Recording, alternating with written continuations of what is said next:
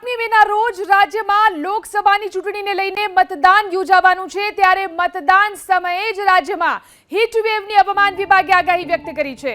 ગુજરાત સહિત દેશના કેટલાક રાજ્યોમાં હીટવેવની ભારતીય હવામાન વિભાગે આગાહી વ્યક્ત કરી। ગુજરાતમાં આગામી 4 દિવસ હીટવેવ રહેશે। કચ્છ, દેવભૂમિ દ્વારકા, ભાવનગર, પોરબંદર, ગીર સોમનાથમાં યલો એલર્ટ જાહેર કરવામાં આવ્યું છે તો ભરૂચ, નવસારી અને વલસાડમાં પણ ગરમીને લઈને યલો એલર્ટ જાહેર કરાયું છે। બુધવારે રાજ્યના અલગ અલગ શહેરોના તાપમાનની જો વાત કરીએ તો અમરેલીમાં સૌથી વધુ 41.3 ડિગ્રી તાપમાન નોંધાયું તો અમદાવાદનું મહત્તમ તાપમાન 41 ડિગ્રી પર પહોંચ્યું। રાજકોટમાં 40.8 ડિગ્રી, વલ્લભ વિદ્યાનગરમાં 40.5 ડિગ્રી, સુરેન્દ્રનગરમાં 40.5 ડિગ્રી તો ગાંધીનગરમાં 40.2 ડિગ્રી, વડોદરામાં 40 ડિગ્રી તાપમાન નોંધાયું છે તો ભાવનગરમાં ગરમીનો પારો 39.9 ડિગ્રી પર પહોંચ્યો।